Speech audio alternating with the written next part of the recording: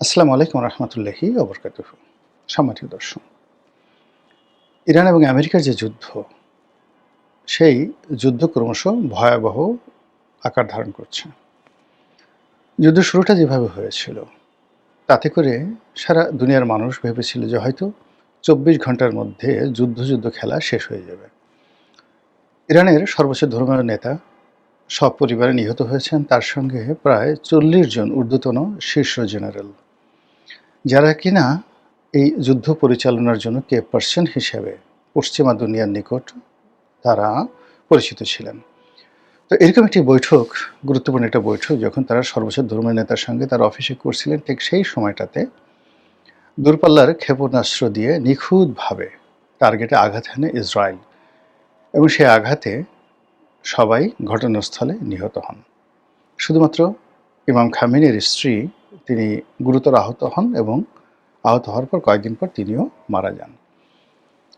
তো এখন সেই অবস্থাতে মিস্টার ডোনাল্ড ট্রাম্প এবং নেতানিয়াহু, তাদের যে দাম্ভিকতা, এবং ওই সময়টিতে তারা বারবার যে কথা বলার চেষ্টা করেছিল যে ইরানি জনগণ, আপনারা রাস্তায় নেমে আসুন, আমরা আপনাদেরকে সাহায্য করছি এবং আপনাদেরকে ক্ষমতা ফিরিয়ে দেওয়ার জন্য আমরা চেষ্টা করছি।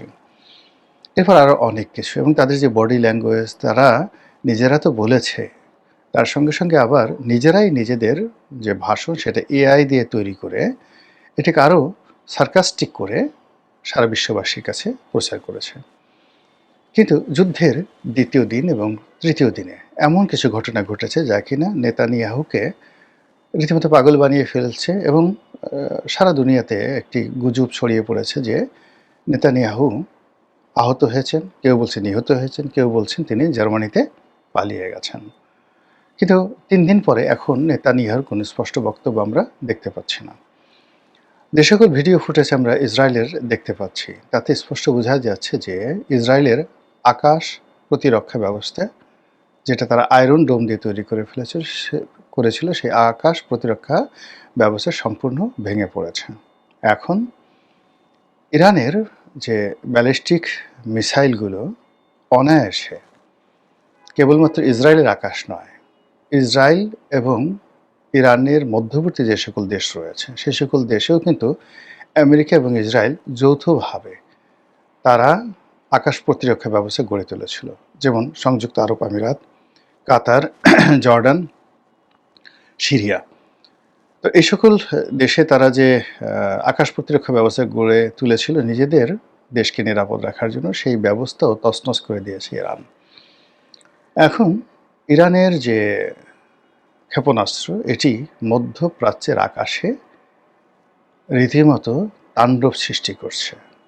অবাধ এবং স্বাধীনভাবে তারা ঘুরে বেড়াচ্ছে, এবং অদ্ভুত অদ্ভুত নামে তাদের ড্রোন, তাদের ক্ষেপণাস্ত্র এবং তাদের ক্ষেপণাস্ত্রের মধ্যে বিভিন্ন ক্যাটাগরি, সেগুলো তারা ব্যবহার করে যাচ্ছে। এবং আজকের দিন পর্যন্ত, আমি এই ভিডিওটি করছি যুদ্ধের চতুর্থ দিনে, যুদ্ধের চতুর্থ দিনের খবর হলো যে তারা এখনো পর্যন্ত তাদের মাঝারি রেঞ্জের এবং নিম্নমানের যে মারণাস্ত্রগুলো বা আগ্নেয়াস্ত্রগুলো অথবা যে ক্ষেপণাস্ত্রগুলো তারা ব্যবহার করছে, কিন্তু তারা বলছে যে তাদের হাতে আরও সুপারসনিক, আরও আলট্রা মডার্ন ক্ষেপণাস্ত্র আছে, এবং সেইগুলো তারা প্রয়োগ করবে, এমনভাবে প্রয়োগ করবে যাতে করে ভিখারির মতো ইসরায়েল এবং আমেরিকা ভিখারির মতো তারা ইরানের কাছে যুদ্ধবিরতির জন্য করজোড়ে হাত জোড় করে তারা প্রার্থনা জানাবে। কতটা কথা সত্য, কতটা কথা মিথ্যা, কতটা কি হবে না হবে, ডাজ নট ম্যাটার।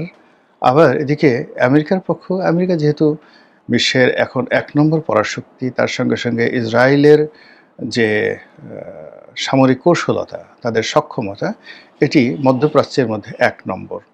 এই দুটো সম্মিলিত শক্তি, তার সঙ্গে আবার মানে আমেরিকার যে বন্ধু রাষ্ট্রগুলো রয়েছে, সেই বন্ধু রাষ্ট্রের যে বেসগুলো, কাতারের বেস, সাইপ্রাসের বেস, সেই বেসগুলো তারা ব্যবহার করছে, এবং বিভিন্ন দ্বীপপুঞ্জে ব্রিটিশ যে সকল নেভাল ফোর্স রয়েছে বা নেভাল বেস রয়েছে, সেইগুলোকে ব্যবহার করে আমেরিকা একের পর আক্রমণ চালিয়ে ইরানকে কিভাবে তছনছ করেছে আমরা পরিপূর্ণভাবে বুঝতে পারছি না। এর কারণ হলো ইরান নিয়ন্ত্রিত, সেখানে ইন্টারনেট বন্ধ করে দেওয়া হয়েছে, ব্ল্যাক আউট করে দেওয়া হয়েছে, ফলে সব খবরাখবর আসছে না। কিন্তু আমরা আন্দাজ করতে পারি যে আমরা যা কিছু কল্পনা করি তার সাথে অনেক অনেক বেশি ক্ষয়ক্ষতি ইরানের হয়েছে।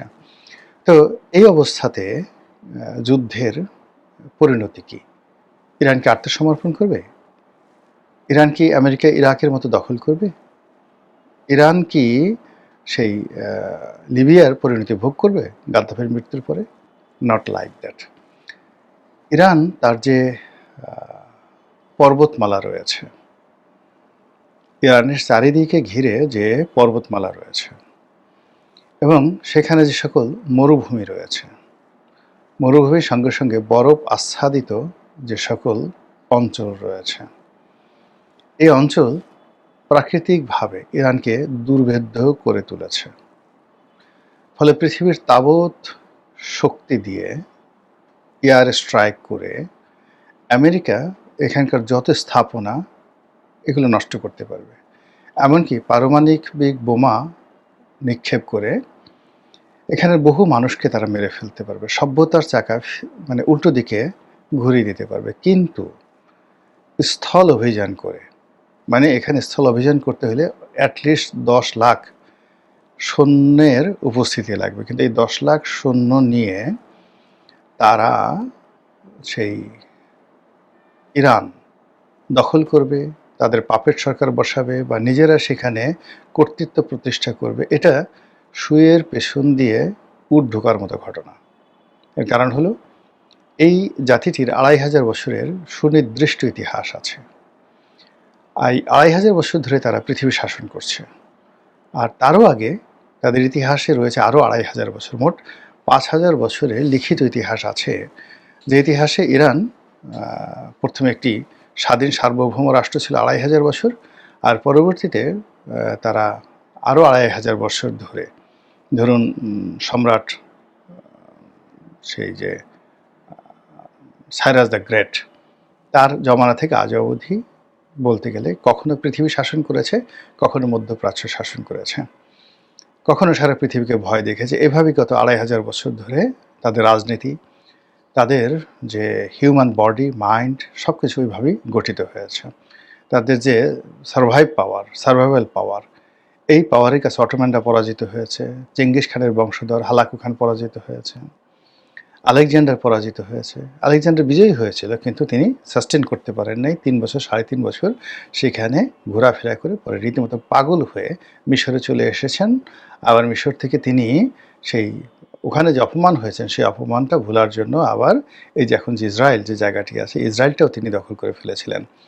তো যা হোক, এনিওয়ে, তো এই অবস্থাতে যুদ্ধ চলছে।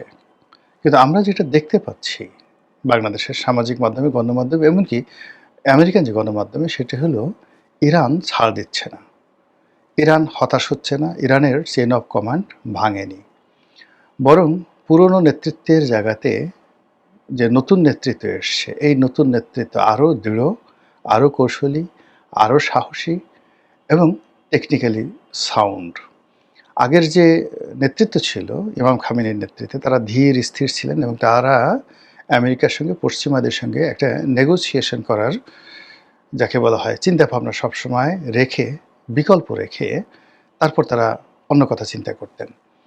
যেমন ধরুন ইমাম খামেনি যে বৈঠকটি করেছিলেন, এই বৈঠকটি যখন হচ্ছিল তখন তার মনে কোনো চিন্তা আসেনি। এর কারণ হলো যে একটা নেগোসিয়েশনের জন্য ব্রুনাইয়ের নেতৃত্বে, ব্রুনাইয়ের পররাষ্ট্রমন্ত্রীর নেতৃত্বে একটা বৈঠক হচ্ছিল।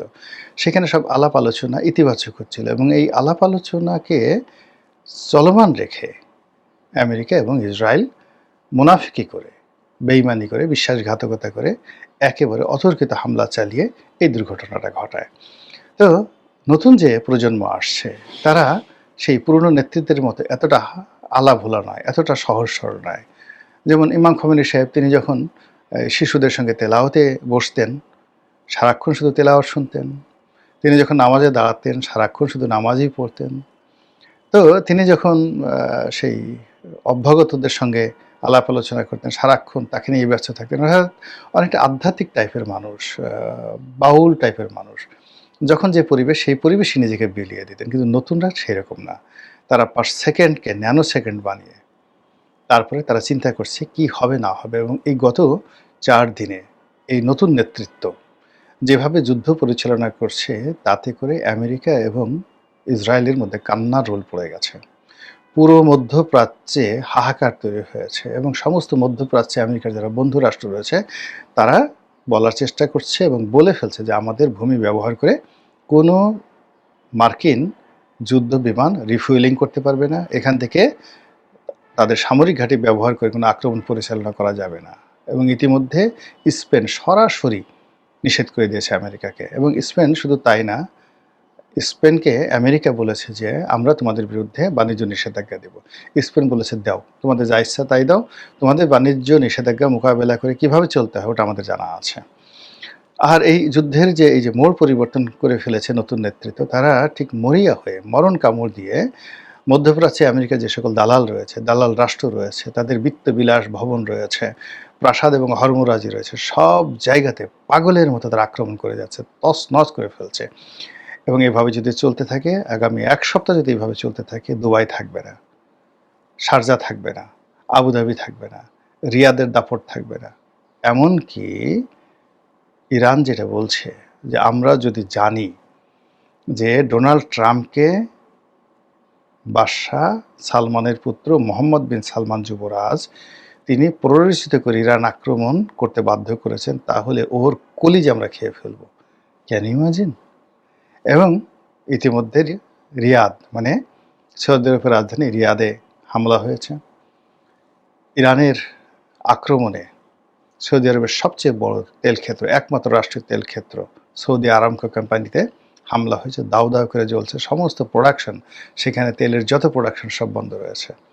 কাতারে যে আক্রমণ হয়েছে, সেই আক্রমণের ফলে কাতার তাদের যে এলএনজি থেকে শুরু করে অন্যান্য যে সকল পেট্রোলিয়ামজাত পণ্য রয়েছে সব বন্ধ রেখেছে। ফলে বিশ্বের তেলের বাজার মানে রীতিমতো পাগলা ঘোড়ার মতো ছুটছে। আর হরমুজ প্রণালীতে যা কিছু হচ্ছে এগুলো নিয়ে আলাদা একটা ভিডিওতে করব। সব মিলিয়ে এই যুদ্ধে ইরান যেভাবে মরণ কামড় দিয়েছে, এই মরণ কামড় যদি মাত্র 1 মাস, আমি আগের ভিডিওতে বলেছি, মাত্র 1 মাস যদি তারা কন্টিনিউ করতে পারে, পৃথিবীর বহু দেশের মানচিত্র পরিবর্তন হয়ে যাবে। এমনকি ডোনাল্ড ট্রাম্পের পরিণতি যদি আব্রাহাম লিঙ্কনের মতো হয়, জেরন এফ কেনেডির মতো হয়, আমি আশ্চর্য হব না, কিংবা মার্টিন লুথার কিংয়ের মতো হয়। মহান আল্লাহ আমাদের সবাইকে হেদায়েত দান করুন এবং হেফাজত করুন। আসসালামু আলাইকুম রহমতুল্লাহি ওয়া বারাকাতুহু।